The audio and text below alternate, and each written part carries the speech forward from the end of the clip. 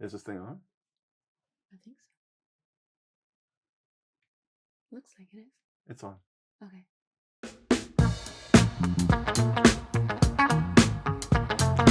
I love this table.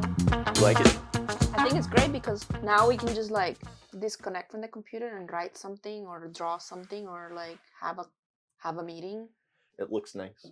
Yeah, I like it a lot. Yeah. Cheers. Yeah, and our new clay cups. Yeah. Ramble House podcast 1. So this is a new format, and hopefully this is something that we can try out and engage with people more with the Ramble brand. Just be chill, something that is new, and realize like we're designers and been designers for a long time, and probably have a point of topics that we can communicate and go from there, and realizing that this took a long time. It's been a journey. It just has been a stopping and going, a stopping and going, a stopping and going, because it takes time to build something. It does take time to build something. So if you're thinking about it, we're testing our assumptions, right? Mm-hmm. So we have assumptions and biases that we're trying to test and see if they work well. But there's there's things that don't work and there's things that do work, So for me, it's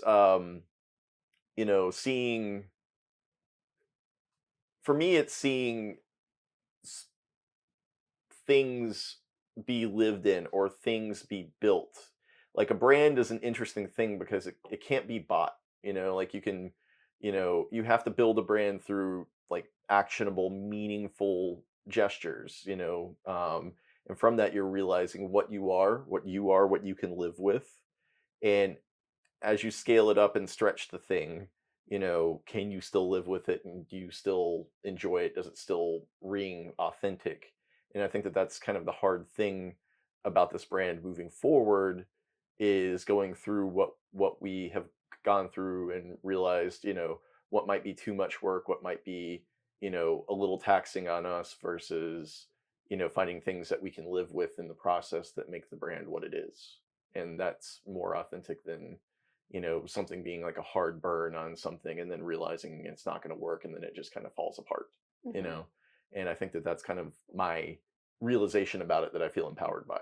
And it's like it breathes like nature, There's periods of time that are slower than you would like them to be. There's periods of time of rebirth.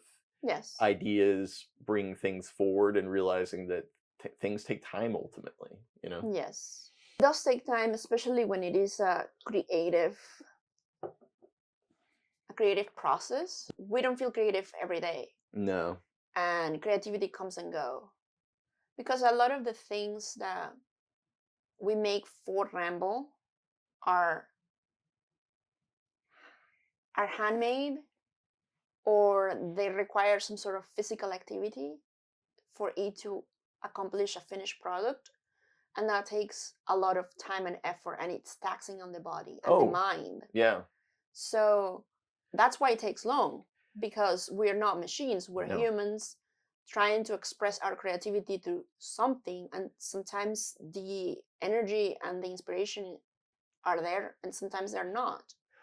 But that doesn't mean that it's a failed project, because it isn't. It's like I was looking at what we have published on the e-commerce aspect of the website, and I was like, I can't believe that we started in 2020, or maybe 2019, 2020. We started in 2020 with just simple handmade greeting cards. In a tiny apartment. Yeah, screen printing those suckers in a tiny apartment. Them. Not the right, like not having the right equipment. No, we had some. We started getting the pieces, but then, you're thinking about like washing out screen printing, and you're thinking about like in the bathroom, in a bathtub, and making sure the bathtub is clean. And in a rental apartment. In a rental apartment, yeah, and then trying to make sure that you're not getting things down the drain and all of that, and then realizing, man, my back hurt during all of that like crazy. Like the tub washout and not having that down, and realizing that you were just kind of working through it. And then, one thing to realize is, you're moving things. Like I'm a dad, you're a mom, like we have other obligations, and you realize that you have other interests that like put a thing on the back burner. It's not that you're not thinking about it, or it's never going to Mhm. happen. Mhm. You For me, like at this point now, like it took me a couple of years to get back to screen printing, and now I'm like, oh, well, I have everything set up the right way now, and Mhm. I'm not killing myself doing this stuff. I'm not hurting myself. I've also gotten a couple of years older, and I've got aches and pains, and it's not fun. Mhm. And finding other things to the process that can sort it out, and realizing also like I don't have to do everything all by myself, you Right. know? Like I don't have to lift heaven and earth all the time. I don't have to do everything, and it limits me to feel like I have to do everything. And I feel like that's a limitation that's in my brain Mhm. that I'm overcoming, realizing that I would have to go and make everything or buy everything or do different processes. And now I'm like, oh, I don't have to do that. I shouldn't overthink. Don't overthink, Scott. Like I tell Mhm. myself that a Mhm. bunch, and I've gotten to a point where I'm like, okay, cool. I don't have to I can we can find the right solution to this that isn't Yes. involving me being like, I'm not going to make all of the greeting cards in the world. Right. We're gonna design, and we're gonna find the right process that Right. matches the construction method. Right. And that to me is liberating to realize that it Yes. opens my brain up to do other things. Because you can always make a few by hand, Yeah. test it, Yeah. run it, see what's the feedback Hmm. from the consumers, and then you can outsource But it's the but design somewhere. But or maybe no, maybe you just make a small run of something. Like nothing has to be it like should. multiples and multiples and multiples. You can have a uh limited edition yeah. collection of whatever it is that you want to make, be it greeting cards or t-shirts or whatever. Manufacturing on demand really does change things and makes it be a test environment, where you can test things and test ideas Hmm. and realize that you are designing for a construction process rather like Bauhaus style. Your fingers are here, but your fingers also control doesn't necessarily just have to control like I don't know a little shop in your Hmm. garage. It can also control aspects of a whole production process or a whole industry that's set up around your vision for whatever you can use that process for. Hmm. And to me, that's an awesome feeling, to be able to utilize that. Because for me, like right now, it's 100 degrees outside, and sitting Hmm. in the garage for hours, like focusing on having to go and buy inventory like a box of shirts or pallet of paper, and having to go and screen print through all of that, and having all of the failures and having all of the waste.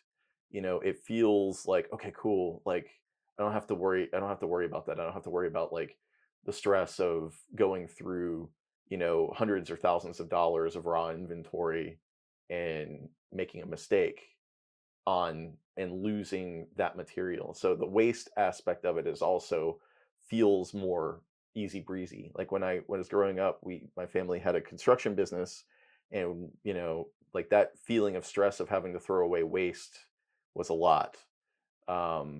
Or having to buy material, and material being part of your calculation for your business operation or whatever was like hard. Like you had to constantly be on that. And truth be told, I wasn't making things, like that wasn't my role. My role was to cost things, and realizing now like, oh man, now I can design things and worry about the costs and other capacities is really it gives me a lot less stress. But that doesn't mean that you're not gonna do anything by hand No, I'm gonna pick. again, ever again. Like No, I'm gonna pick my we're just spots. exactly. I'm gonna know my role, pick my spots in my Yes. spot, and then I'll do it when I feel Yes. like it. On your terms. And then that Yes. feels more creative than feeling like Obligated to obligated produce and at, oh, produce and I produce. gotta go wake up, take my coffee downstairs, and Yes. go and No. grind. Like I Because when that happens, then it's not fun anymore. no. And the idea is to like live a happier life. So Yeah. taking breaks and taking those new steps towards like on demand manufacturing is a lot better for everybody. Yeah. What were some turning points? Like, when did we realize that like handmade only wasn't working?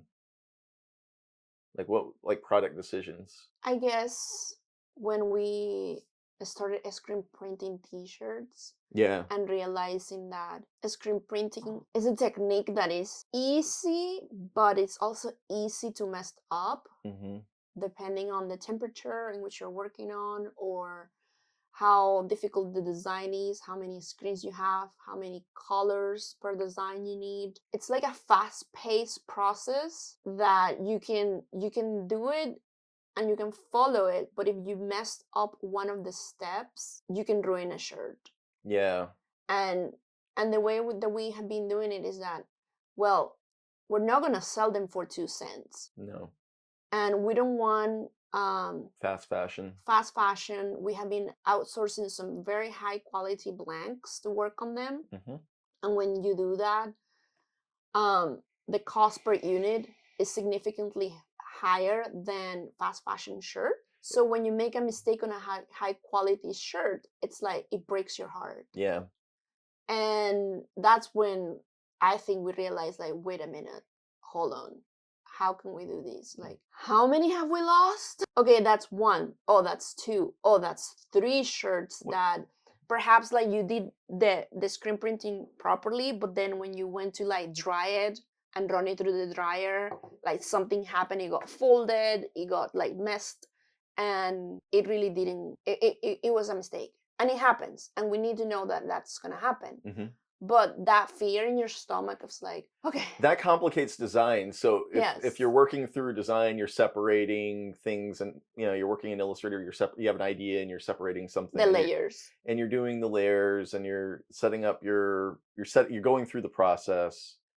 Then each one of those are steps that you lose time. So from a design standpoint, it feels like I'm designing a lot less than I'm actually, I'm focusing on manufacturing, Hmm. right? So where I run into that is, okay, you're setting it up, and then, oh man, that screen didn't really, the emulsion didn't really set up the way that I would want it to. Okay, I need to redo that. Okay, that takes me a few hours, Hmm. off and on, let dry, that sort of thing. And you can always buy more equipment to like standardize this process or make it more that you're a printer, but then you're dealing with the costs of that, right? So then Yes. you're weighing it as a designer, like what you're supposed to be doing. From that, when you're screen printing, there's a manner things that can go wrong, especially with like water-based paint, water-based printing, which we do, is that it's a little thinner, and then you're screen printing, and then you can like flood the screen in a wrong way, or you know make a wrong move in a wrong way, and then you get like ink on the bottom of the screen, and then you don't necessarily see it. And each imagine like a cash register going off each time you like pull a squeegee on a shirt. It's $10. It's like tink tink to tink Hmm. to tink to tink, and each one is an opportunity for disaster. One color, two color. Hmm. You're complicating it as Hmm. you go, and you going back to the fact that like I want to simplify and like lessen the complications in my mind. Hmm. It makes it where we can thrive on the things that we can thrive on. Hmm. And I find that empowering. Really at the end of it, like you're finding community relationships that you can work with, and rather than doing everything yourself, you're finding other people that have something set up that can source it or set it up in the way that you need to. Hmm. And I find that to be less wasteful. Like we're sitting here talking about the needs for handmade versus mass production or whatever. It's crazy to realize that the efficiencies are going to be gained in the model of a shop being able to safely dispose of things, or not waste units, and focus on the inner workings of being able to make something without it, without wasting a bunch of blanks or raw material. Yeah. So how do you feel like Ramble developed its voice over time? The voice.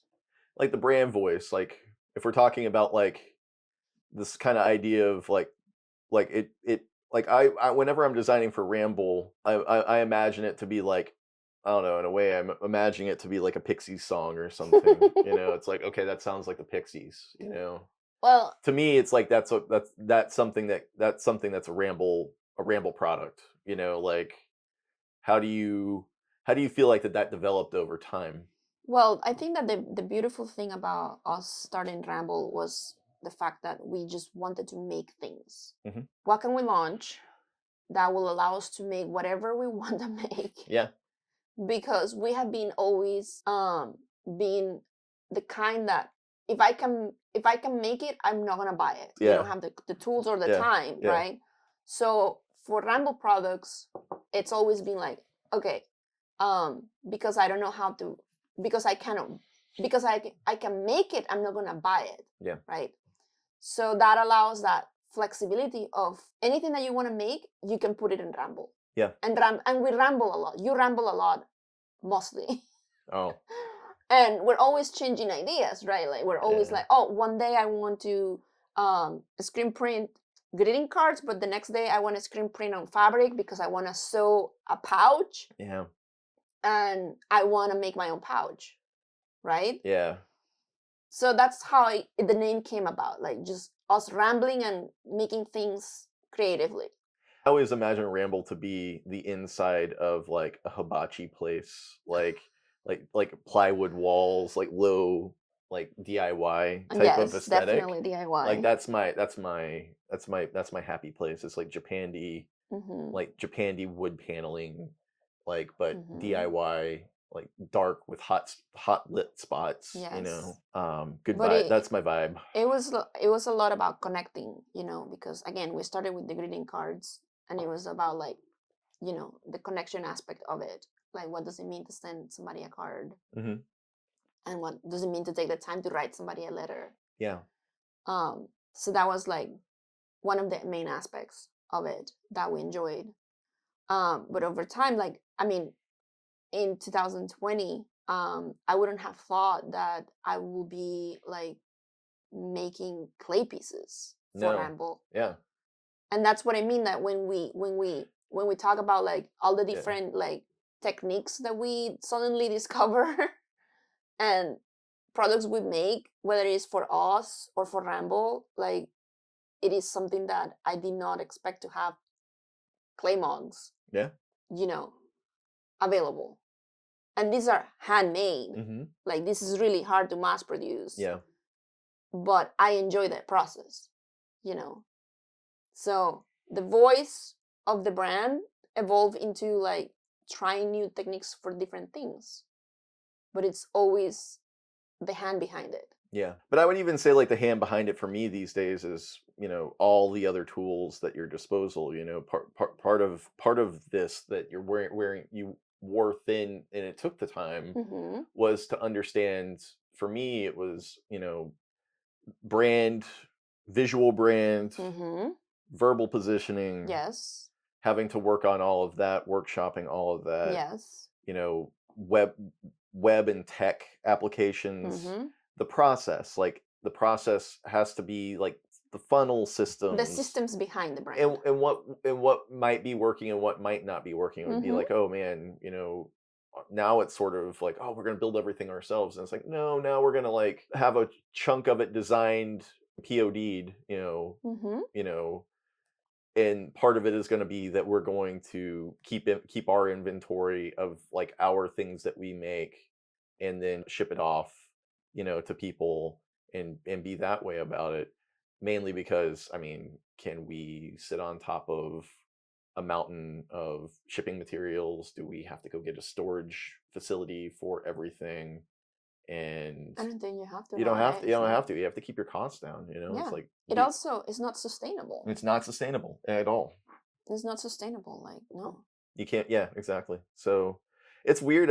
It's weird that journey of it. But for me, like part of the handmade aspect of it is making sure that the brand was right, Mm-hmm. color systems were right. Yes.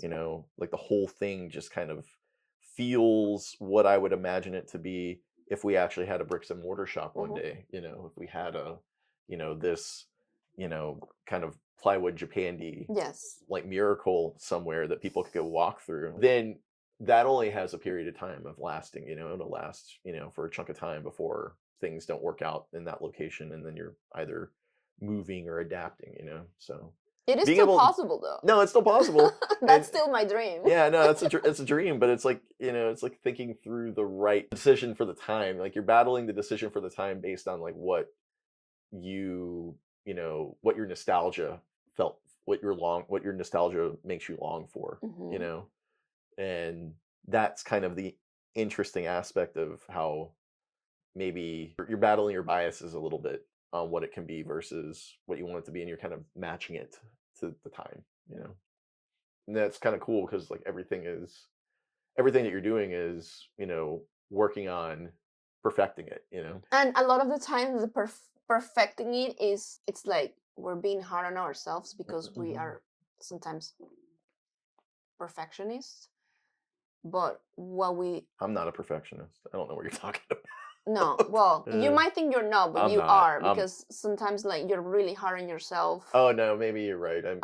In terms of like even setting up this Oh, this a sucked. space, This was like awful. we And have and like I'm still gonna not I like mean, this.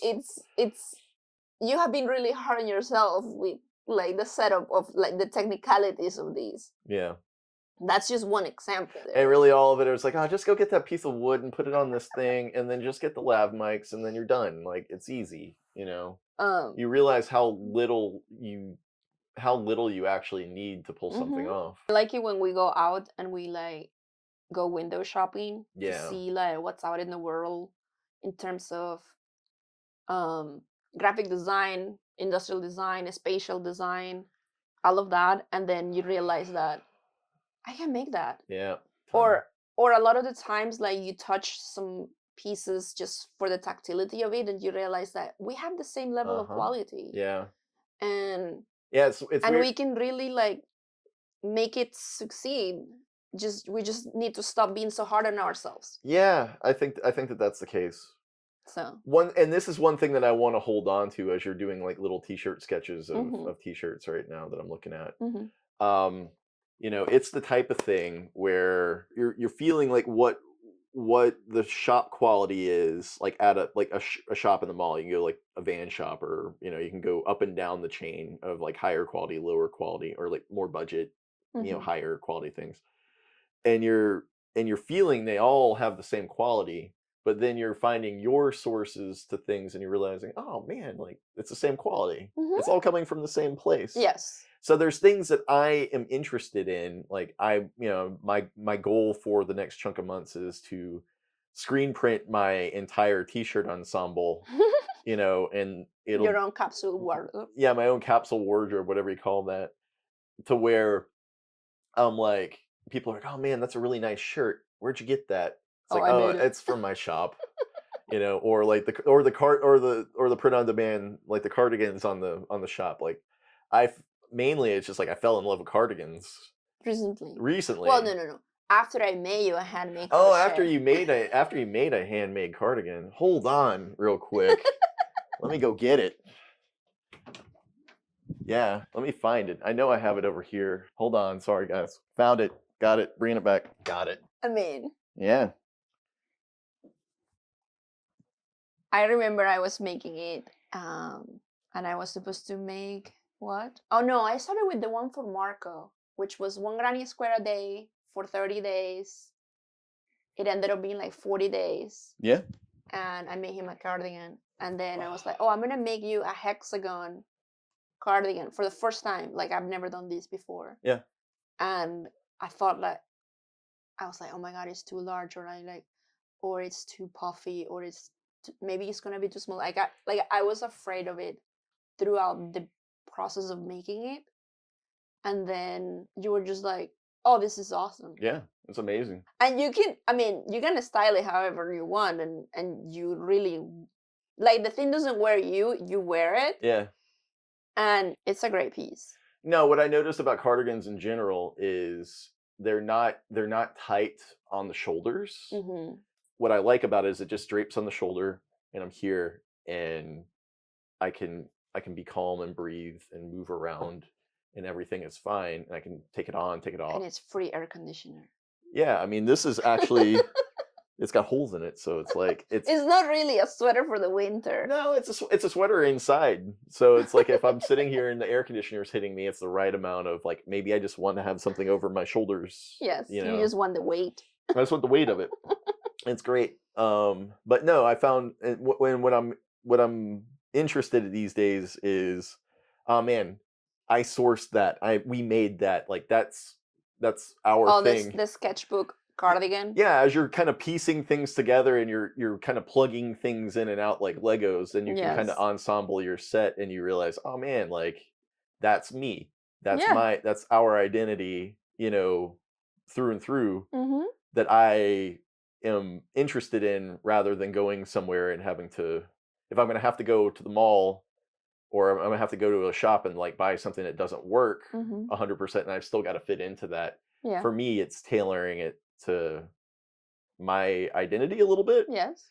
like being chill, being open, being free, and having something a little like louder, Yes, definitely loud. like louder and happier, It is happier. when you have like such rigidity, you only have like three colors. I feel like a lot of the like the trends now are to limit choice and colorways in Yes, things. everything is black, gray, and white and Yeah, beige. everything's super neutral, so that I'm like, oh man, I don't want neutral. I mean, this is neutral, I guess. I mean, but it's green. I don't. Yeah. Well, that was like your Japan thingy Yeah. influences. But then I was thinking, oh man, I'm gonna put something loud underneath it, or I'm gonna Yes. pair it with glasses, or Yes. whatever else, and realizing that I'm gonna do that. Yes. Maybe as I get older, I'm gonna be louder. And I think that's beautiful because none of us have time to be bored or boring. Yeah. Um, and if you have the personality for embracing colorful styles of fashion, Right. then go for it. Like, Right. What do you think about in terms of community impact? Like one thing that I'm realizing about the brand is getting more people around it, and being around more people, and mhm. interacting with customers and interacting with potential people, because it's sort of a vehicle for the outside world, you know. We were thinking about like Ramble Makes. We were thinking about Mhm. other things. Like what do you feel is going to be the community aspect of Ramble moving forward? I think bringing together people who are interested in just not just hanging out for drinks and dinner Yeah. is an important aspect of it because that seems to be like the only connector. The only third space that we have is drinks and eating, with a waiter coming by every 5 minutes trying to get you to get to your check so they can get another person at the table. Yes. So the idea of Ramble Makes is just to have things like a sketchbook night or a make something night, something where people can just like gather as a community Hmm. and like break loose of whatever parameters they had in their head about just getting loose with their hands, Yeah. sketching, drawing, um, making something with the people around them. So that's one of the things that we have thought about, like about Ramble Makes. And it could start like smaller in the neighborhood or perhaps in a community center or Hmm. a partnership with a bookstore or any other space in which like we can just like gather to talk about different design topics, perhaps bring speakers to discuss different graphic design ideas Hmm. or branding workshops, anything that could elevate the field of creativity. Low stakes also, Yes. meaning that it's a meeting place with other people that are trying to get a sense of where they need to be on their journey, I think. Yes. That's sort of like an open space to be able to do those types of things. Yes. um Because most people are like, "Oh, I'm a terrible at drawing." Like, but you're not. Like, have you ever tried drawing something? Like, maybe that's the outlet you need in a in a time in which like everything is so annoying and Automated. automated and And realizing that stressful. you your voice and you find your style through imperfection. Like all imperfection is your style. Yes. You know, like that's kind of the rad thing about it. Um, So make sure to check out our website, check out our website. Ramble That Gives. We have really cool products up right now that I'm very proud of. And then you might see things move around and change over time because it's a work in progress. we're like anything, it's a work in progress.